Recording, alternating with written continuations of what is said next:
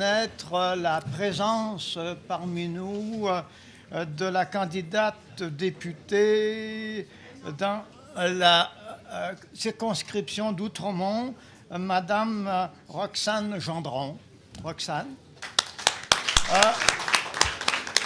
Et nous avons aussi parmi nous l'ancien député du Bloc à la Chambre des communes, Monsieur Richard Nadeau. Alors, nous passons donc à la prochaine conférence qui sera donnée par le chef Taku. Chief Taku is a traditional ruler from Cameroon, and he is lead counsel at the following courts and tribunal: the United Nations International Criminal Tribunal for Rwanda in Arusha, the Special Court of Sierra Leone, and the African Court on Human Rights and People Rights in Arusha, Tanzania. Chief Taku has successfully litigated human rights violation at the African Commission on Human Rights and People's Rights in Banjul, the Gambia, and the United Nations Human Rights Committee in Geneva. Chief Taku is our friend, and he's a distinguished author, practicing radio, television news correspondence, and newspaper columnist. He is a member of several national and international law associations. Welcome, Charles. Thank you so much. Distinguished colleagues, distinguished ladies and gentlemen, before I commence my presentation, please let's rise for a minute of silence for Mr. Tuanyetera, a great friend of mine whom I brought to Arusha in 1999 when I became lead counsel for Laurent Semanza. He was always with us. He was a very fair-minded person and somebody who contributed enormously to this process, the process at the ICTR. May we rise for 1 minute, please?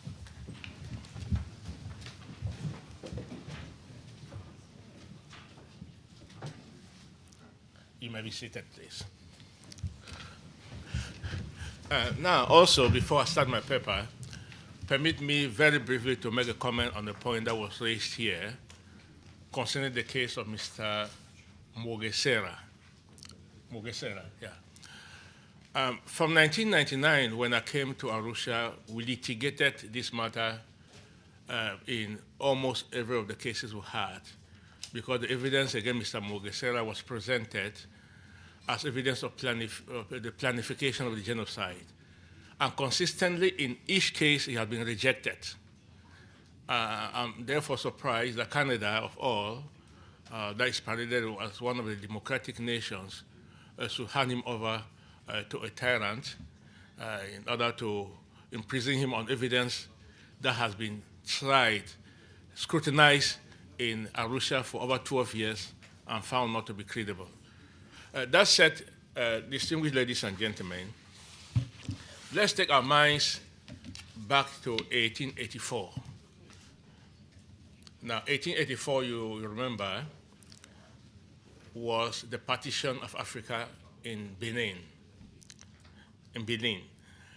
My paper is African Courts and International Criminal Courts, Discriminatory International Justice, and the Quest for a New World Judicial Order. Now, if you take your mind back to 1884, you will discover that Africa, as presently constituted, is not a creation of Africans. It is a colonial and an imperialist imposition. And therefore, from 1884 to the present date, Africa has never been independent. If anybody were to tell you that Africa is independent, it is false. As a lawyer on the continent, as a significant political and judicial voice on the continent, I can tell you that Africa truly is not independent, and that one of the latest tools that has enslaved Africa is the use and the manipulations to which international law in its present context have been applied to the continent.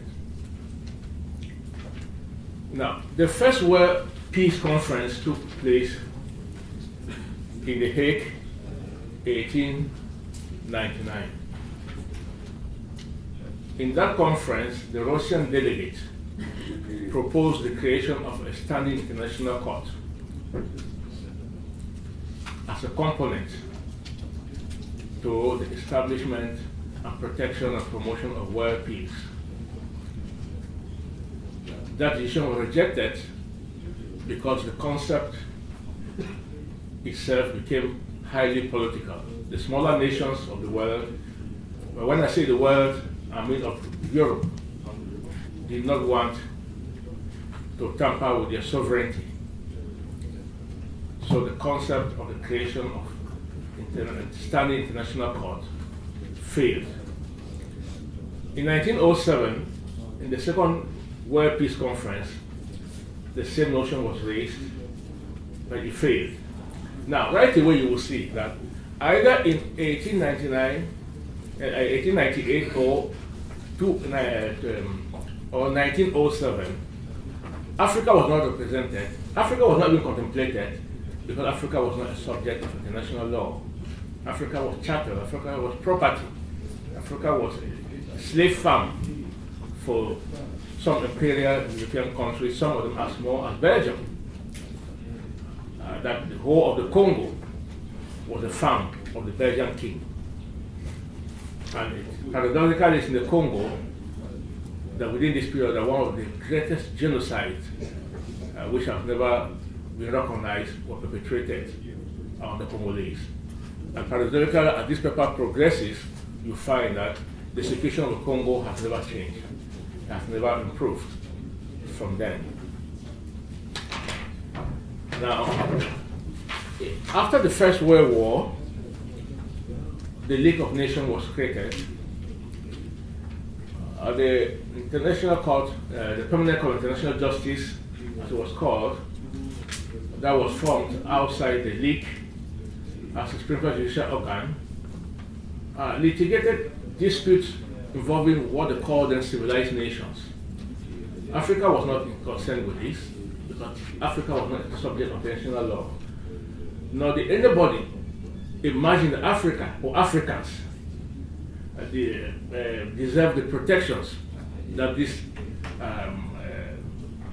institution afforded at the time. Now, when the Second World War took place and it led to the Holocaust, which shocked the conscience of humanity, the international community was so shocked that it created the United Nations. With it came a lot of conventions and laws. You'll find that the Genocide Convention and other conventions on crimes against humanity. You also find that the Charter of the UN itself, Article 1 sub 3 and Article 56 sub C, they make provision against prejudices that led to the Holocaust and other crimes that endanger world peace. By so doing, through this provision, they criminalize, as it were, as you'll find in the subsequent conventions, discrimination. In other words, it's a charter obligation of the UN Charter that discrimination of people on the basis of race, gender, religion, all form of prejudices was banished. In fact, discrimination became one of the elements that endanger world peace.